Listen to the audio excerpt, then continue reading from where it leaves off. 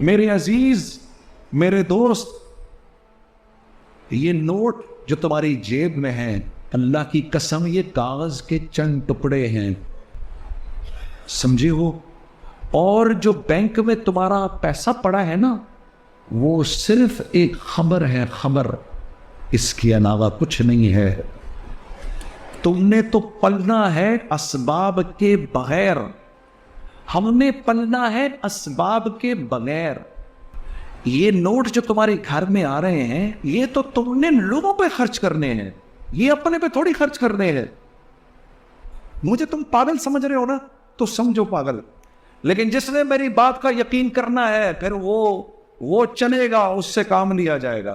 تم باقی سارے مجھے پاگل سمجھو، لیکن میں تمہیں ایک حقیقت یہ بتا رہا ہوں کہ اللہ سے یہ مانگ، یا اللہ مجھے اسباب کے بغیر پال، مجھے نہیں پلنا اسباب سے۔ یہ سب کچھ جو تو مجھے دے رہا ہے، یہ میں تیرے بندوں پر خرچ کروں گا، ان کو دے دوں گا، تو مجھے ان کے بغیر پال۔ میں قسم کھا رہا ہوں تم اسباب کے بغیر پلو گے۔ یہ ممبر پر بیٹھ کر کہہ رہا ہوں میں، یہ روپیہ پیسہ تمہارے سامنے نہیں آئے گا، اللہ اس کو تمہارے سامنے ہیچ کر دے گا۔ جس چیز کا یقین دل سے نکلے گا، وہی اللہ تمہارے قدموں میں ڈال کے تمہارے پیروں کا غلام بنا دے گا اس کو۔ ہم تو وہ ہیں، اب کوئی نبی تو آنا نہیں، یہ آئے گا۔ ہاں، یہ ظاہر سی بات ہے، ہم ایسے، ہمارے وزراء بھی ایسے۔ آپ کے بڑے ہمیں بتاتے ہیں بینک میں $16 بلین ہے، ذرا اٹھاؤ۔ ابھی حیات الصحابہ کہ سیدنا عمر روزانہ بیت المال میں جھاڑو پھیرا کرتے تھے، $1 نہیں آتا تھا بیت المال کے اندر، اور لوگ ایسے خوشحال تھے کہ ایک زکوٰۃ لینے والا نہیں ہوتا تھا وہاں پر۔ کیوں؟ وہ سب جانتے تھے ہم چیزوں سے نہیں پلتے، ہم روپے سے نہیں پلتے۔ حاجی عبد الوہاب کے کتنے بیان سن چکے ہیں ہم، یہ یقین ایک پر نہیں، میں نے اس آدمی کے علاوہ یہ بات کسی سے سنی ہی نہیں کبھی۔ ہمیں نہیں ہے ضرورت، اللہ کی قسم ہمیں ضرورت نہیں ہے، ہمیں چیزوں کی ضرورت نہیں ہے، چیزیں تو ہماری محتاج ہیں۔ میں پیسے کے لیے پیدا کیا گیا ہوں، یہ پیسہ میرے لیے پیدا کیا گیا ہے۔ یہ گاڑی میرے لیے بنی ہے یا میں گاڑی کے لیے ہوں؟ یہ گاڑی تو میرے لیے بنی ہے نا، یا میں اس کے لیے بنا ہوں؟ کیسے ہم ہدایت کا ذریعہ بنیں گے لوگوں کی؟ اگر ہمیں وہی ساری چیزیں پسند ہو جو ان کو پسند ہے، بن سکتے ہیں ہم ہدایت کا ذریعہ ان کے لیے؟ ہاں، اگر وہ بھی دن اور رات اسی گاڑی کا ذکر کریں، اگر میں بھی اسی گاڑی کا ذکر کروں، میں بھی اسی گاڑی کی تعریف کروں جس کی وہ کر رہے ہیں، وہ کب میری بات سنے گا؟ زندگی بھر نہیں سنے گا۔ وہ سب کہتے ہیں پیسے سے ہوگا، اکانومی، ہمیں کہتے ہیں تھرڈ ورلڈ کنٹری، وہ ہمیں کیا کہتے ہیں؟ تھرڈ ورلڈ کنٹری، یعنی تم بھوکے ننگے ہو۔ مجھے بھی ہمارا پاکستانی ایمبیسڈر تھا، اس نے مجھے بولا ہم تھرڈ ورلڈ کنٹری ہے۔ میں نے کہا سر تھرڈ ورلڈ کس بنیاد پر ہیں؟ پیسے نہیں تھے ہمارے پاس، پیسے نہیں ہیں؟ ہاں نا، دیکھیں نا ہمارا GDP کتنا نیچے ہے۔ ارے میں نے کہا سر ایک منٹ رک جاؤ۔ میں نے کہا سر آپ کو پتہ ہے جس رسول کے تم ماننے والے ہو، جب اس کا انتقال ہوا ہے، مدینے میں یہ حال تھا کہ 3 دن تک چولہا نہیں جل رہا تھا کسی کے گھر کے اندر۔ اگر تھرڈ ورلڈ ہم ہیں تو وہ کون سی ورلڈ ہے پھر؟ وہاں تو کھانے کو نہیں ہے کسی کے پاس، لیکن اللہ قرآن میں اس معاشرے کی تعریف کر رہا ہے کہ نہ اس سے پہلے ایسا معاشرہ تھا، نہ اس کے بعد کبھی بنے گا۔ میں نے کہا آپ اسی نبی کے ماننے والے ہیں؟ کہا ہاں۔ تو میں نے کہا پوچھو نا اپنا عائشہ سے کہ کسی نے ان سے کہا آپ یہ تیل کیوں نہیں جلایا؟ کہا تیل جلانے کو تیل ہوتا تو پینا لیتے ہم، تو وہاں تو تھا ہی نہیں کچھ۔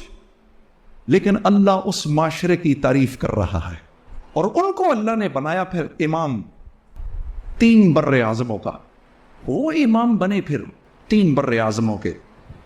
کتنا دیا اللہ نے ان کو۔ ایسے جب تک اللہ سے لینا نہیں سیکھو گے تو تم تو زندگی بیکار گزار رہے ہو، زندگی کا مزہ آ ہی نہیں سکتا۔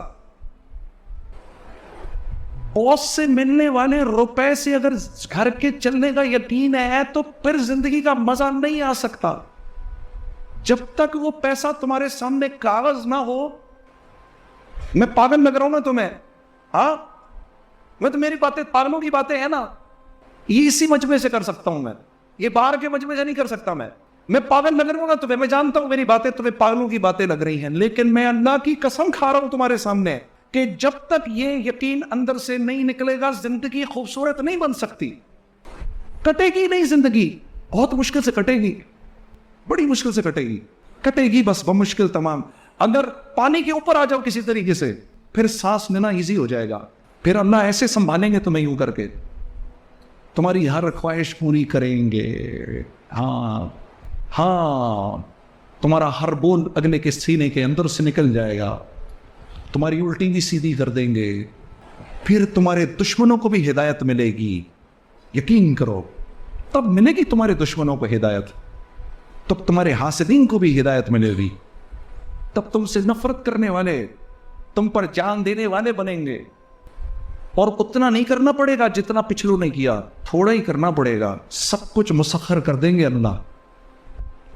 اس کو بولو باہر نکل کے، اور اگر نہ ہو گیا تو یہ آ کے میری گردن پکڑ لینا، تھوڑا ہی کرنا پڑے گا، تھوڑا ہی، پھر ہدایت کی ہوائیں چلیں گی ہر طرف۔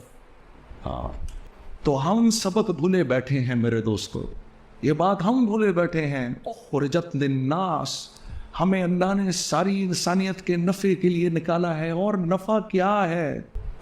تو نے پوچھی ہے امامت کی حقیقت مجھ سے، اب تجھے میری طرح صاحب اسرار کرے، اللہ تمہیں سمجھا دے جیسے اللہ نے مجھے سمجھایا۔ اقبال کہہ رہے ہیں کہ وقت کا امام کیسا ہونا چاہیے، وقت کا امام کیسا ہونا چاہیے؟